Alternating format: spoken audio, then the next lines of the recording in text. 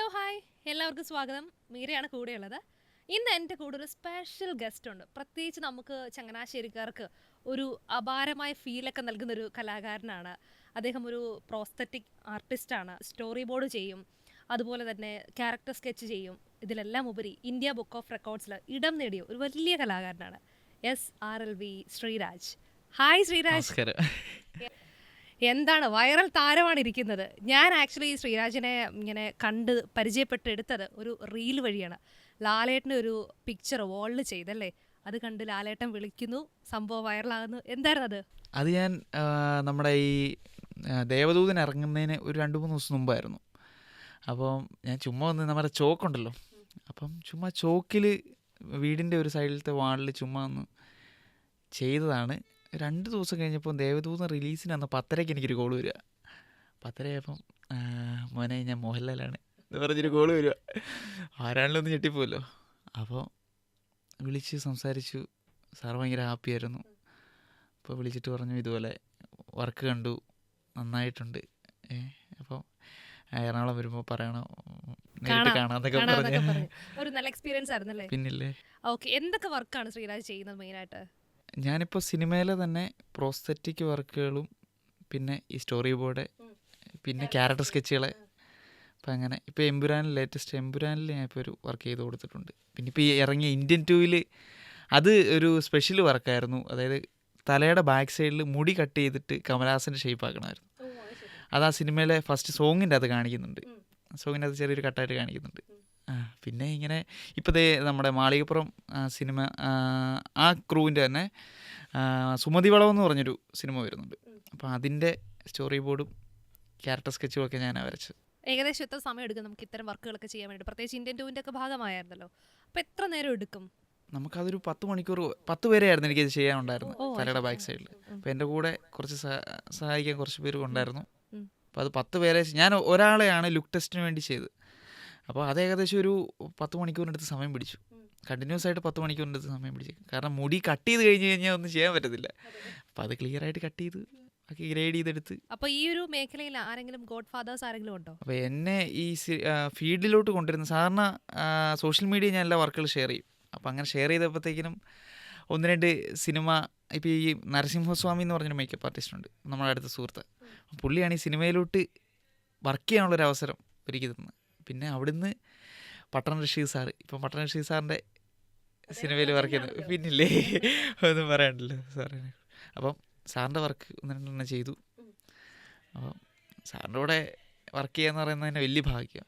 ഏതെല്ലാമാണ് ഈ സ്പെഷ്യലായിട്ടുള്ള വൈറലായിട്ടുള്ള വർക്കുകൾ? വൈറലായിട്ടുള്ള ആദ്യം എൻ്റെ വൈറലാകുന്ന അരിയും കൊണ്ട് പച്ചരിയും കൊണ്ട് വരച്ചൊരു വർക്കായിരുന്നു. അതായത് നമ്മുടെ ഈ കോവിഡ് ടൈമിൽ എനിക്ക് മെറ്റീരിയലിൻ്റെ കുറച്ച് പ്രശ്നം വന്നായിരുന്നു ഒത്തിരി നാൾ നമുക്ക്. അതെ, അപ്പം ആ സമയത്ത് പച്ചരി വീടിൻ്റെ സൈഡിൽ ഉണങ്ങായിട്ടുണ്ട്, മറ്റേ വെയിലത്തിട്ടിട്ടുണ്ടായിരുന്നു.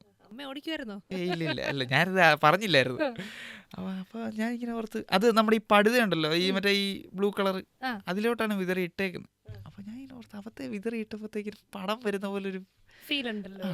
അപ്പം ഞാൻ ഉടനെ ഒരു ബോർഡ് എടുത്ത് അന്ന് ആദ്യം വരച്ച് നമ്മുടെ പൃഥ്വിരാജ് സാറിൻ്റെയും ഫാമിലിയുടെയും കൂടെ പടം, അതും സുമാർ സാർ ഉൾപ്പെടെ ഉള്ളൊരു ഫാമിലി പിക്ചർ. അതെ, അതിട്ട് കഴിഞ്ഞ് അന്ന് തന്നെ രാജുചേട്ടൻ ഷെയർ ചെയ്തു, സോഷ്യൽ മീഡിയയിൽ ഇട്ട് കഴിഞ്ഞ് അതങ്ങ് അത്യാവശ്യം അറിയാലോ.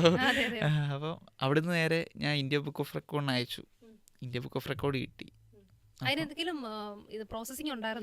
പിന്നെ ഇത്ര മണിക്കൂർ ഞാനതൊരു 5 ദിവസം കൊണ്ടിരുന്ന് ചെയ്ത 25 മണിക്കൂർ പിടിച്ചത്. 25 മണിക്കൂറത്തെ വീഡിയോ അവർക്ക് അയച്ചു കൊടുക്കണം. കണ്ടിന്യൂസ് ആയിട്ട് കണ്ടിന്യൂസ് വീഡിയോസ് അയച്ചു കൊടുക്കണം. പിന്നെ അളവ് കാര്യങ്ങൾ അങ്ങനെയല്ല. അപ്പോൾ അതിൻ്റെ ഒരു പ്രശ്നം എന്താണെന്ന് വെച്ച് കഴിഞ്ഞാൽ അരി ഞാനിങ്ങനെ വെച്ചാണ് വിടുന്നത്, ഒട്ടിക്കൊന്നുമല്ലോ. അപ്പോൾ മോളിൽ നിന്ന് വല്ലോ എന്തെങ്കിലും ഒന്ന് വീഴുവോ, അത്ര നാളത് സൂക്ഷിച്ച് ഒന്ന് ചെറുതായിട്ടൊന്ന് തട്ടിപ്പോയി കഴിഞ്ഞാൽ ഷേപ്പേ മാറിപ്പോ. ഇതിപ്പം പൃഥ്വിരാജിന്റെ കാര്യം പറഞ്ഞ പോലെ തന്നെ ഏതെങ്കിലും ഇതുപോലത്തെ വലിയ താരങ്ങളുടെയൊക്കെ പടം വരച്ച് എന്തെങ്കിലും അവരുടെ കയ്യിൽ നിന്ന് അപ്രീസിയേഷൻ കിട്ടിയിട്ടുണ്ടോ? ഞാനിപ്പോൾ ലേറ്റസ്റ്റ് ആയിട്ട് നമ്മുടെ ഈ കാശ്മീർ പോയപ്പോഴത്തേക്കിനും മഞ്ഞിലൊരു വിജയുടെ ചിത്രം വരച്ചായിരുന്നു. ശരി. അത് അത്യാവശ്യം ആൾക്കാർ കണ്ടായിരുന്നു. പിന്നെ വിജയുടെ മാനേജർ കോണ്ടാക്ട് ചെയ്തായിരുന്നു. സാറ് കണ്ടു എന്ന് പറഞ്ഞു. സാറന്ന് ഇതിൻ്റെ ലിയോയുടെ ഷൂട്ടിങ്ങിലായിരുന്നു. അപ്പം അതുകൊണ്ടാണ് റിപ്ലൈ ലിയോയ്ക്കും ഒരു മഞ്ഞ് ബന്ധമുണ്ടല്ലോ.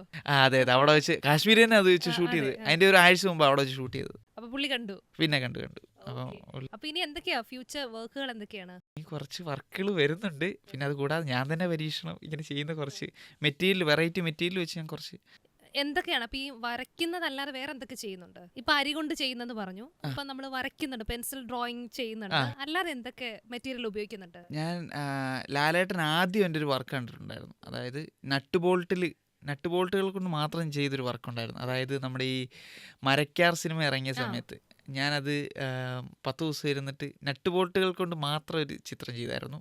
പിന്നെ അതുകൂടാതെ ലാലേട്ടൻ്റെ വെള്ളത്തിൽ വരച്ചൊരു ചിത്രം ഉണ്ടായിരുന്നു. അതായത് നമ്മുടെ ടിഷ്യൂ പേപ്പർ ഉണ്ടല്ലോ, ടിഷ്യൂ പേപ്പർ കട്ട് ചെയ്ത് അതൊരു 5 സെക്കൻഡ് 10 സെക്കൻഡൊക്കെ നിൽക്കത്തുള്ളൂ പടം. അതിനു മുമ്പ് ഫോട്ടോ എടുത്തോണം, വീഡിയോ എടുത്തോണം. അത് വെള്ളത്തിൽ സെറ്റ് ചെയ്യുവോ?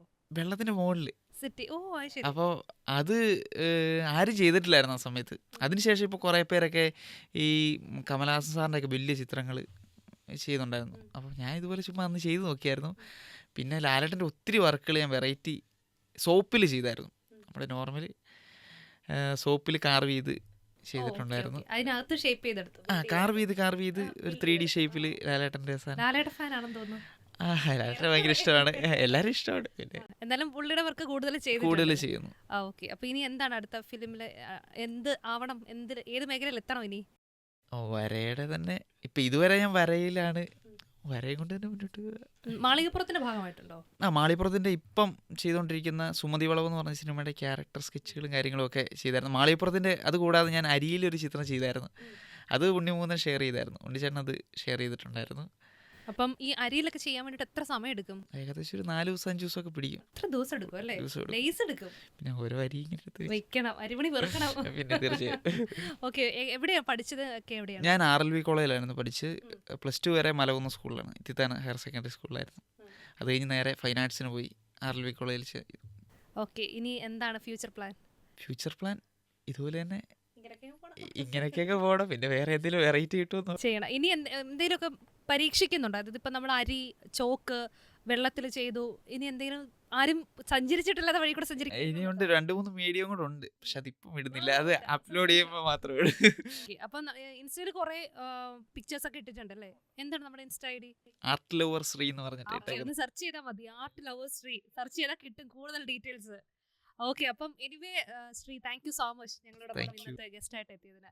അപ്പം എല്ലാ ആശംസകളും. നമ്മുടെ ഇനിയും വലിയ വലിയ മൂവികളുടെ വലിയ ഡയറക്ടേഴ്സിന്റെ ഒക്കെ വലിയൊരു ഭാഗമാകട്ടെ, അവരോടൊക്കെ വർക്ക് ചെയ്യാൻ സാധിക്കട്ടെ എന്ന് ആശംസിക്കുന്നു. Thank you so much.